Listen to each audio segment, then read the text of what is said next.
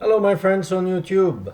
Today is the Chinese New Year. Happy New Chinese Year to everyone. Um, Today is Sunday, the 22nd of January 2023.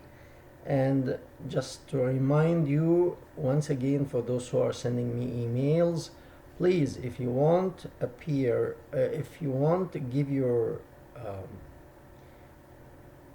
background or your testimony why you left Islam without showing your face, it's okay with me.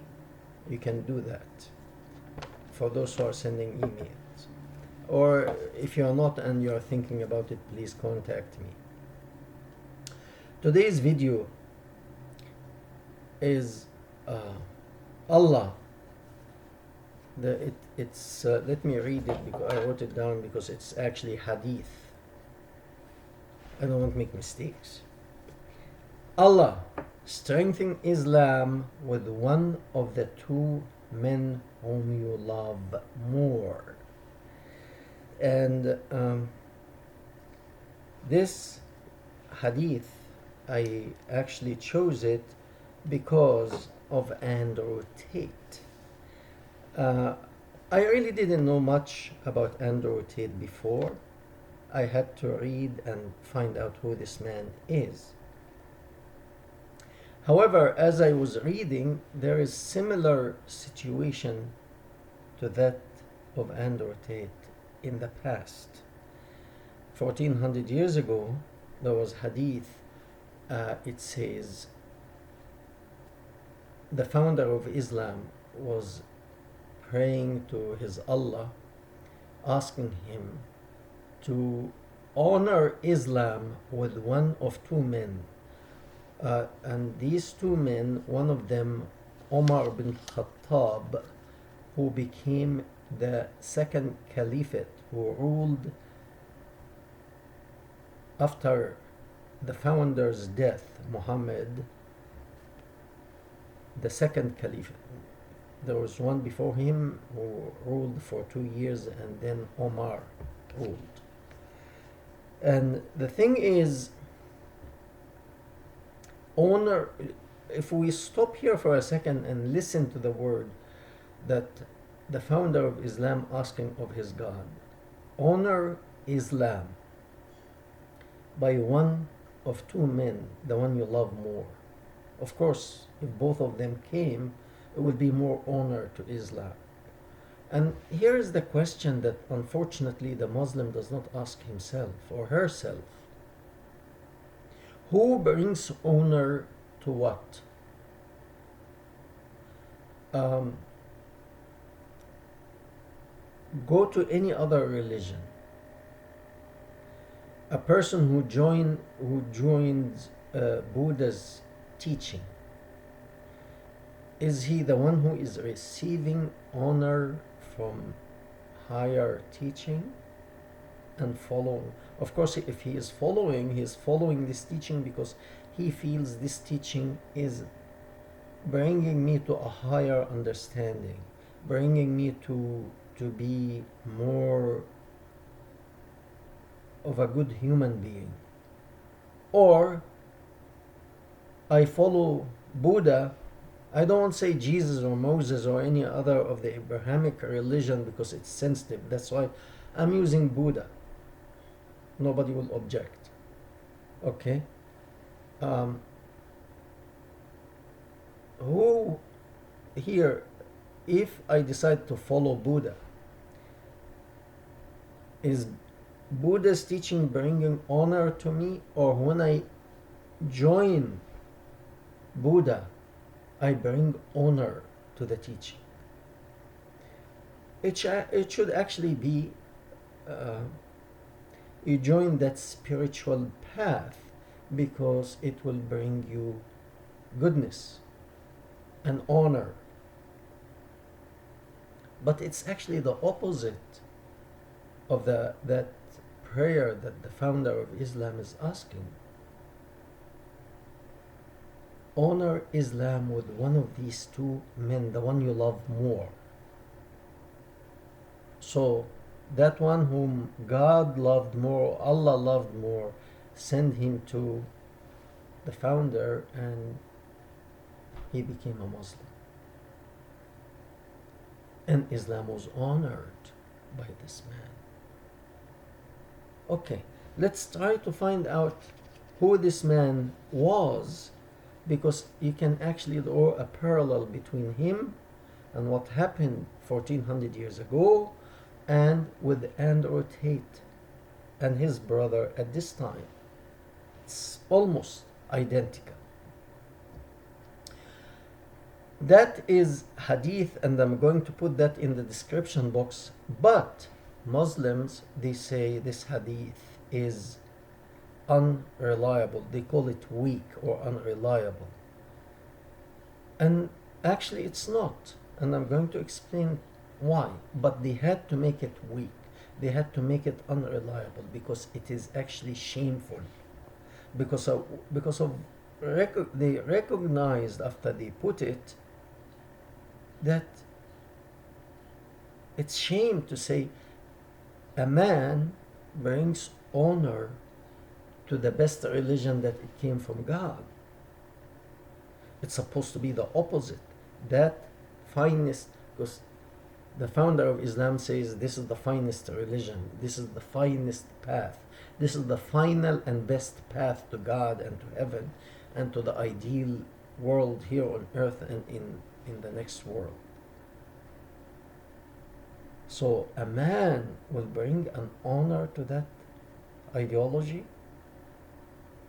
Okay, let's try to examine who this man was, because when we know the man, we can actually determine what's going on. So, who are these two men that the founder of Islam was referring to? That he wanted Allah to choose the best of them, the one whom he loves more, to bring him to join Islam and the Islamic ideology. That was Umar bin Khattab. Let's leave him aside, and I'm going to refer to a saying. It's amazing. It's actually in Arabic as well as in English. Birds of a feather flock together. Okay? So, for example, I really don't want to have a friend who deals drugs, or he is alcoholic, or a thief. He is not of my feather. He is not of my color. He is not of my personality. Okay? But if you tell me, do you have business friends? Yes, I do. Do you have friends who practice, let's say, law? Yes, I do. And so on and so forth. But I will never ever take a drug dealer or a gangster or a thief to be my friend. He is not of my feather.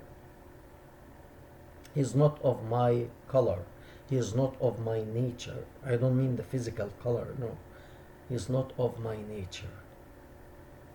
I cannot have him as a friend. If he changes what he's doing and he becomes an average person of society, yes, I have no problem with that. But I am not going to be friend with this person. I'm saying that because we have to understand who was the second caliphate that Muhammad, the founder of Islam, was asking his Allah to bring honor to Islam. That man was a gangster, was a ring leader. Umar bin Khattab, the second caliphate, originally he was a ring leader.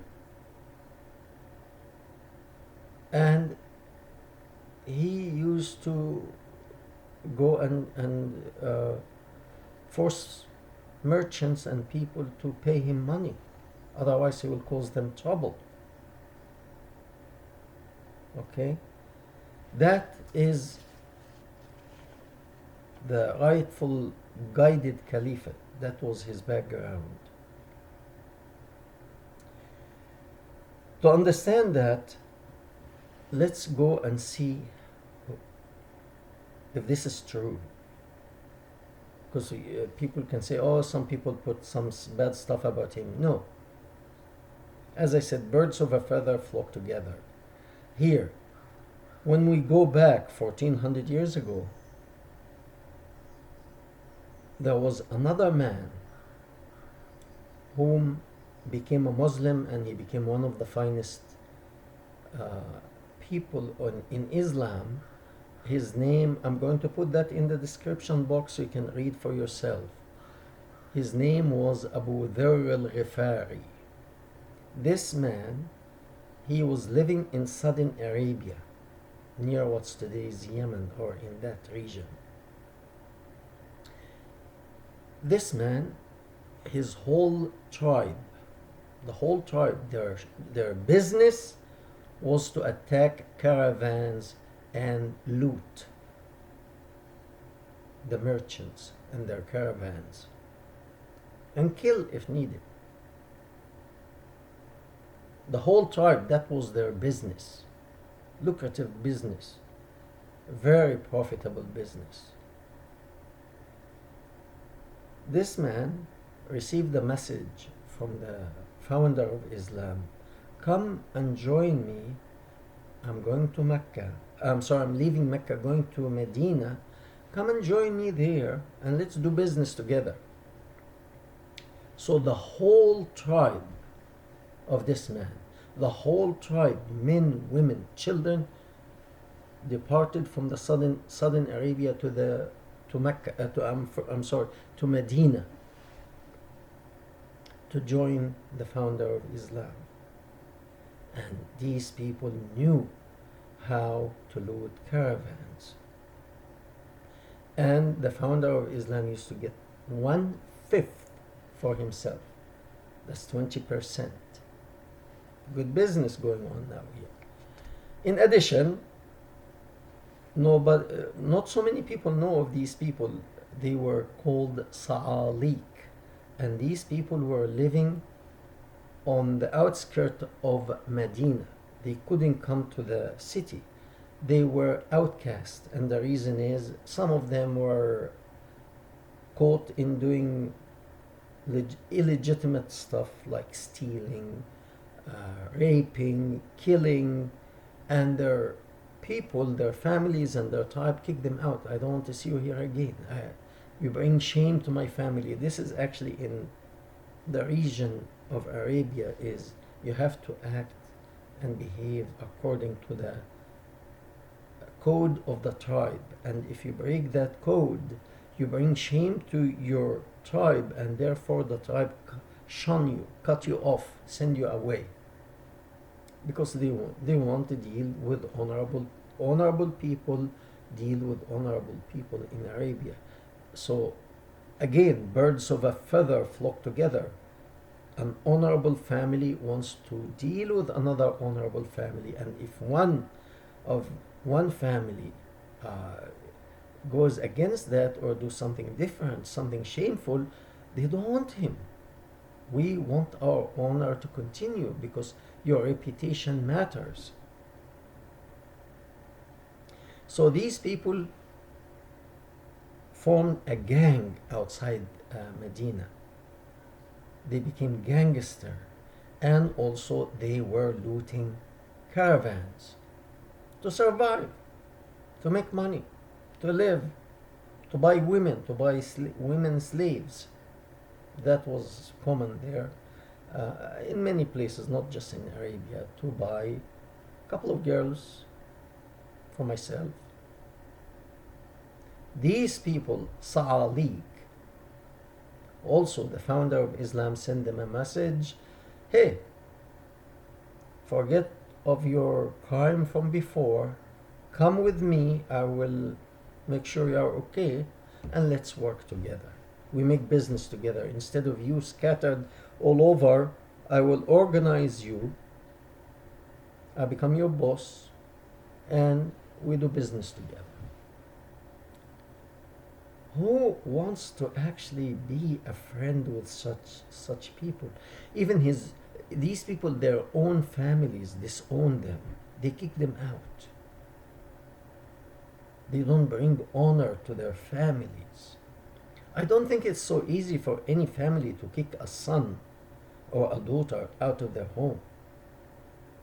But they do it because they feel that was shameful. But they had to do it. That was the tradition then.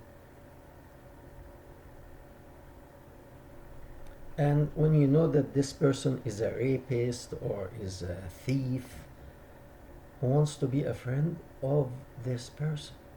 Only one person, the founder of the best ideology.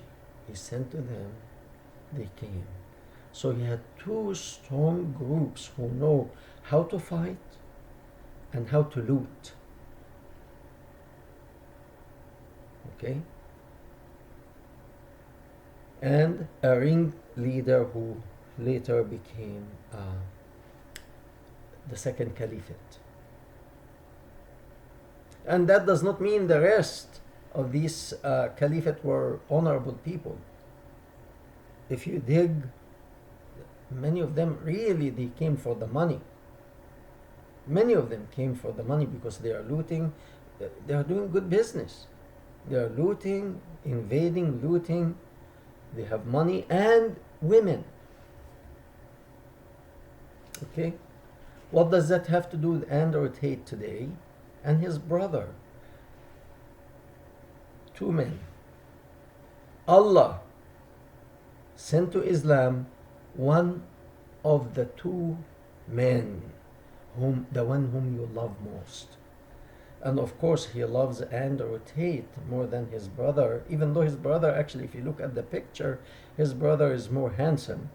But Andrew Tate has money, he has a reputation, and he's a gangster. Very similar to the two former men whom the founder of Islam was asking one of them to honor Islam. And the moment Andrew Tate became a Muslim, you can Google it, he really spoke specifically of women, that women, which practically what was taught 1400 years ago, woman is a piece of meat for a person, for I cannot say a man, for a male to chew on until he gets his satisfaction. And once he gets satisfaction from that woman, spit her out, throw her to the garbage, go out, you're divorced, and find another one. He has the money to buy more. What do you think the dowry is for? He's paying to take her, use her as much as he wants, and then when he's done, hey, I paid for you. Enough, go home. I pay you your, there's something called back dowry, which is when he buys the woman in the beginning, he pays, let's say, $1,000. I'm just giving a figure. And they agree, okay, at the time of divorce, you pay another 1,000. So he will divorce her and give her the other $1,000 or $10,000 or whatever amount of money they agreed to.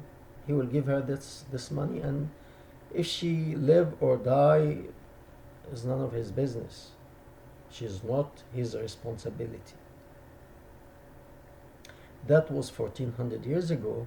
And when I looked, I didn't know anything about this guy Andrew Tate before, but when I read, he is practically a second coming of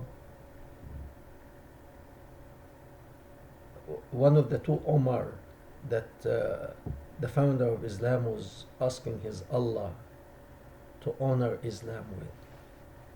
So when he came, many of the Muslim, you read the comments, praise Allah, Andrew Tate became a Muslim. Thank you. He brought honor to Islam. Why?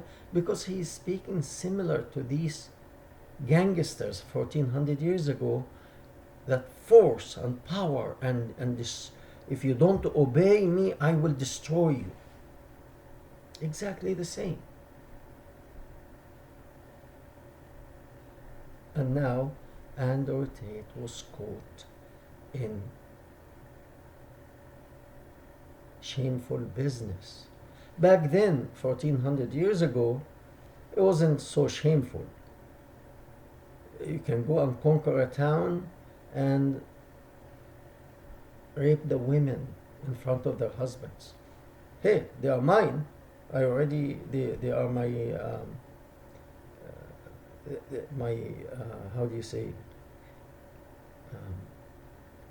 It's called Emma in Arabic, which is like not a slave, worse than a slave. Not a servant, not like, practically, if you want to hang her upside down, it's okay.